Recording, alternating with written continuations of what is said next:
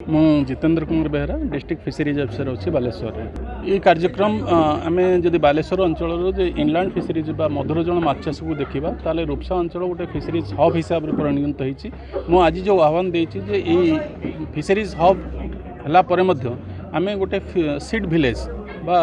जोटि की केवल seed available हम और से सीड विलेज रो चारिपटे लोक मैंने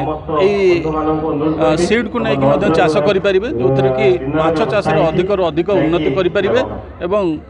माछ उत्पादन रे आम जिला को एवं राज्य को स्वावलंबी करें आम जिला जो भाव में नाम करी नाम को बजाय रखापी ये कार्यक्रम करा प्रति वर्ष प्रत्येक यही अंचल चाषी मानू नहीं कार्यक्रम करा विशेषकर आमर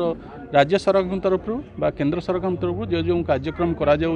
से विषय में चाषी मान बुझे था आर सुजोग नवा आवेदन करें। सर अनेक समय देखा मिलूँ जो ब्लॉक स्तरीय कार्यक्रम गुड़ा हो जो चाषी मैंने इंटरेस्ट अच्छा बैंक लोन पाइबार सर बहुत कष्ट हो। हाँ धन्य ठीक कथा कहले जदि बैंक लोन पाइबार असुविधा होची ताले आमे बैंक रो एलडीएम को आमे जोगाजोग करबा आउ आपन को मध्य जानिबा पई कहि दउची जदि कोनोसी बैंक लोन रो आवश्यकता पाई लेट होची आम दृष्टि को आणतु आम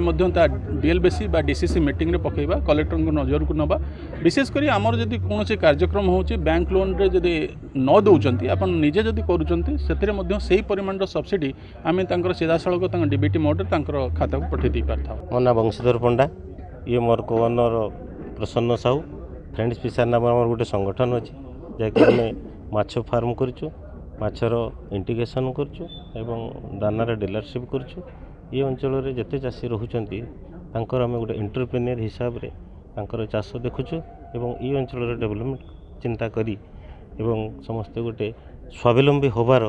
व्यवस्था भितर आम रहीचु आम पाचे और आउ अन्य मैंने केमती स्वावलंबी हूँ ये आम चिंताधारा नहीं ये आम फ्रेंड्स फिशरी संगठन आम तैयारी कर आशा कर दिले माछ चाष कुकुड़ा चाष उन्नति डेभलप कर 2012 मसीह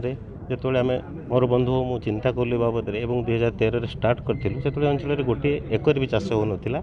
आज आम मध्यम आम कर सारापर आउ अन्य मैंने प्रभावित होगी ये बर्तमान पाखापाखि 200 एकर चाष आम मंडल हो 1200 टन ऊर्ध्व फीड आम दौचु एवं पाखापाखि 4 कोटी टंकार लाभांश वार्षिक समस्ते ये अंचल इनकम होमें निश्चित खुशी ये चेष्टा जदि आगू को आहरी बढ़े ये अंचल उन्नति आम पाइबा संगे संगे ये अंचल बहुत लोग पाइबे।